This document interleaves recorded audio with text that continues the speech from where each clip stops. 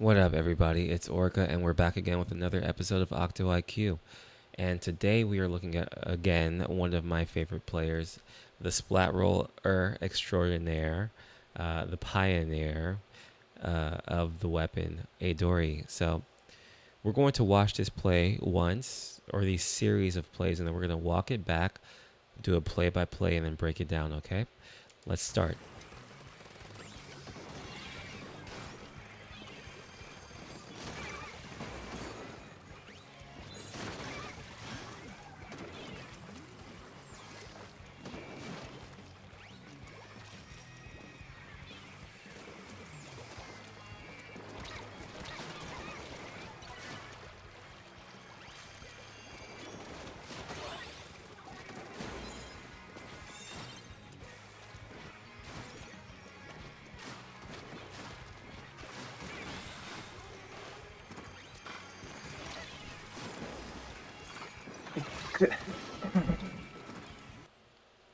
Okay. Did you guys catch all that? I don't know. If you didn't, that's perfectly fine. We're going to go over it again, once more. Start from over here. Very first thing that I want you guys to recognize is the enemy is in this position over here. This is a common position for it to push the first check point. The first thing that Eidori does is make sure that there's paint in their team's color on this rail. So this actually opens up the option for Eidori's teammates to go onto this plat over here. Wants to make sure that the teammates have access to this, so that way they can more properly defend this curve over here and then down here as well.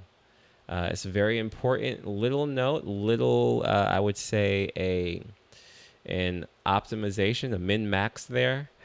That I think a lot of people don't think about. I think a lot of people just push this location, but Eidori makes sure that this rail is in their team's color, right?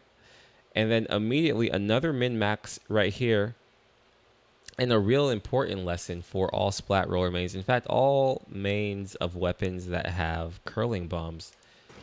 Eidori cooks the curling bomb and puts it right into this position. If you notice, what do I mean by cook the curling bomb? I mean you hold the button a little bit longer so it charges up a little bit. That increases its explosion radius and obviously and also its paint radius, right? So cooks the curling bomb, goes onto this wall immediately, sees that the enemy is right there. What does Eidori do? Gets that pick, makes sure that there is a trade between the two teammates, so Eidori's teammate doesn't just go down. Picks up this trade, secures the trade. Very safe play, very safe placement. Was on this wall first, and then flicked over here to cover the teammate. Right, follows the trail of the curling bomb that was cooked, and the good thing about cooked curling bombs is that they provide more paint for sharking. Positions themselves right in this area here. Obviously, there's going to be a lot of pressure here, so Eidori can't just wait there. Eidori immediately flicks, gets the pick on the well string, then flicks, also pops bubble immediately. That's also an important note as well. The sequence of when to pop bubble is actually really important too. You want to put a bubble in this corridor here because it basically denies a push, since this is the only viable way most of the time for the enemy to want to push in this street. I don't know what it's called. There is a word for it, and I can't remember the word anymore. It's been a long time since I've played on Wahoo World. But yeah, just to deny entrance into this street. But the flick comes first. So a lot of times it's... How can I explain this? You would have to be a roller main to really understand this. But a lot of times people will just pop the bubble first and then flick. But that is a lot of times unoptimal. What you want to do a lot is you want to flick once immediately put down the bubble and then flick again. A lot of times you have one opportunity to get one flick out before you start incurring pressure upon you. So as you can see there, here comes the flick. The flick comes first. Like imagine what would have happened if Eidori put the bubble down first and then flicked. What would have happened if in that sequence of events is the bubble would have come up, but then Eidori would have been splatted by this hammer. So you have an opportunity for one flick, put the bubble down immediately, and then now your bubble's here safely. That's actually a very important lesson to learn for any inspiring roller or aspiring roller mains or aspiring roller like players, right? That's a very important note. You saw that the slight cook of the curling bomb. Flick. Right here. Slightly cooks the curling bomb. Then pump fakes to the other side, right? Because the understood that the stamper was able to apply pressure on them at this angle. So instead of fully committing, this is a little mind game, a curling bomb mind game. You don't always want to fully commit to the curling bomb. You throw a curling bomb, you don't necessarily want to follow it, right? And even if you do follow it, sometimes you don't want to follow it the whole path. Sometimes you want to do a little pump fake. You go in, then you go back a little bit. That's what Eidori does here. Avoids this 70 damage hitbox, which then allows Eidori to push this again, push more aggressively. If Eidori got hit by the 70 damage hitbox, then Eidori would have had to take cover behind the Rainmaker pedestal, and then healed before they could have continued with any plays, right?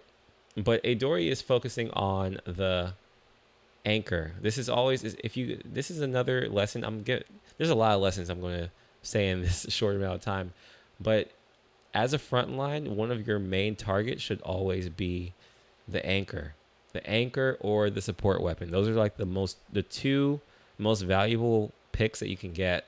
A lot of times getting picks on front lines isn't as valuable because front lines are expected to go down. They might be wearing a lot of QR. They are not in positions where they can give safe jumps. They're not in the positions where they can apply safe pressure, so they're usually going to get picked off by your teammates anyway. If you can get a pick on the anchor, that is always ideal. Also, because the anchor is a weapon that provides jumps, you might actually just catch a previously splatted member going to jump to that anchor, right? Which is exactly what happens here. You saw that little cook. I'm not even going to replay it. Cook the curling bomb a little bit because this is all yellow, right? You want to make sure that you just have that little bit of extra explosion radius so that way you can clear this area more safely, right? As you can see, if that curling bomb wasn't cooked in that exact manner, first off, its velocity would have been faster. It will have probably ended up in this area over here, which would have... It's just a slight timing thing. It's a timing mix-up, but that's just more chance. I think that's not a lesson. That's just chance. But it did, in this very circumstance, force the E-leader to stop shooting at Eidori. Because now you see this super jump here. What was I just saying? People jump to the anchors. You can a lot of times get a 2-for-1 if you target the anchor, right? Guess this pick. Now, there was actually a very important lesson to take away from how exactly Eidori approached this anchor fight, right? This standoff. I'm just going to play it one more time just so you can see. Why was Eidori moving like that, right? So what Eidori is doing is hurt box manipulation. So every character in every like game in this type has a shape that they can if it gets touched or if it gets hit by a projectile, it can incur damage. That's what's called a hurt box, right? Now in Splatoon, there is a difference between the hurt box in kid form and in squid form. The squid form is more like a spherical but lower to the ground hurt box, and then the kid hitbox is more like cylindrical and tall but more narrow, right? So the squid hitbox is like wider but more squat, and the kid hitbox is more narrow. So by manipulating this hurt box, you can make it hard for a weapon as precise as the E-liter to accurately pinpoint your location, because the E-liter just needs to hit 3 shots. It's a 40 damage hitbox if the E-liter is doing tap shots, right? But that's just half of the equation here. So you'll see that Eidori goes into squid form and then back into kid form a lot. But really, the important lesson to take away from this is when you are trying to avoid getting tap shotted by an E-liter, what you want to do is look at the vector, look at the line, like draw a line from you to the E-liter, right? And what you want to do is move to the left or to the right of that line. You don't want to move up and down, because then the E-liter can just aim straight at you. What you want to do is make it hard by moving to the left and to the right. So Eidori's always moving in relation to the E-liter to the left and to the right of the E-liter, right? That's a very important lesson to take away. And that, as you can see, Eidori took 80 damage there. Because it is... it's a dangerous game to be playing. But just adding that amount of ambiguity allowed Eidori to squeeze out the splat onto this... I think it's the well string again, right? And then immediately drops behind cover, gets to safety, right? So this positioning is absolutely beautiful. Absolutely beautiful. Super efficient. Already knows, and the E-liter knows too, that the E-liter is still in a dangerous position. No hesitation, goes. Again, like, look at this. It's just so slight. It's so slight, you would miss it, right? This here is also a lip that you can...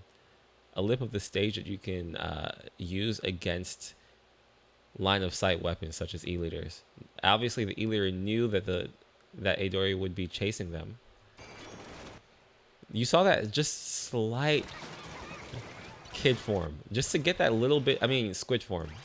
Look at that. Just the slightest squid form to just make that hitbox as squat as possible before putting out to make the hurt box as squat as possible before putting out a hitbox, right?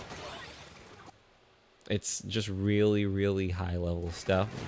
And then always keeping the objective in mind. Throws out one flick onto the Rainmaker shield. Assists in the pop. Knows that they are the furthest one up. Has to maintain this line or hold the line. Keep on applying pressure. What does Eidori do? What did we just see Eidori do at the beginning of this video? Made sure that their team was not denied this ink rail. What is the first thing that Eidori does when their team is pushing? Denies the ink rail to the enemy team. Right? Now, completely denies that the enemy team can go up onto that top left area that's behind Eidori right now, right?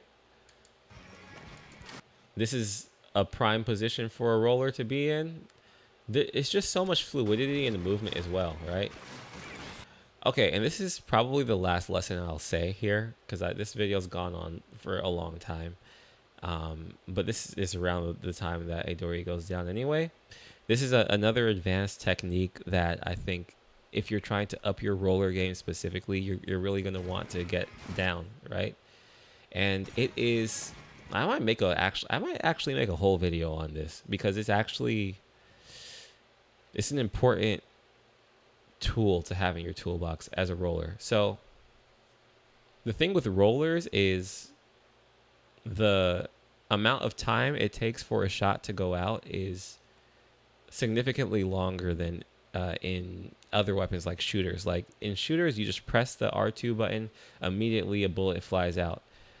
For rollers, you press the R2 button, then there's a wind up, and then the hit comes out, right?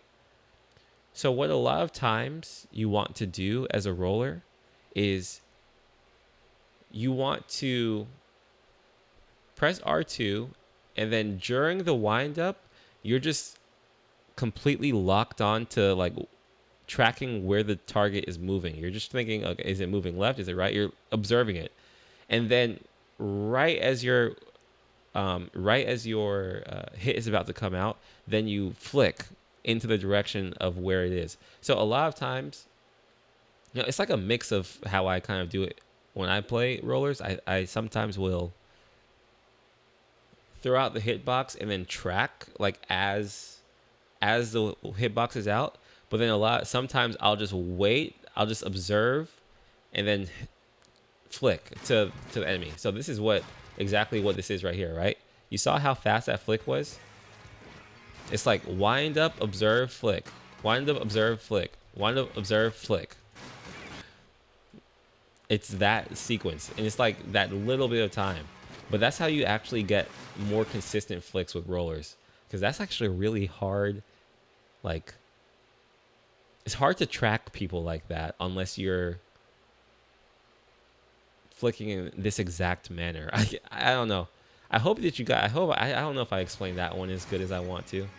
I'll actually probably do a whole video on this at some point, but that's a really important skill to have as a roller. I'm just giving you a freebie right now, and goes down, but does basically everything. Look at this again. Cooks the curling bomb and puts a hitbox onto the Rainmaker, ensures the pop, right? Tries to heal up really close to a bubble, puts out the bubble right before it goes down from the Wellstring projectile. Amazing, amazing plays by Eidori. I really just wanted to make a quick video on that. It wasn't even that quick. Now it's time for me to go to bed, and I hope that you guys enjoyed this video. As always, the link to the video is in the description. Yeah, follow Eidori, please. I will probably keep making videos on Eidori just because they are one of my favorite players. And I'm a roller main, so it makes sense. All right, guys, peace.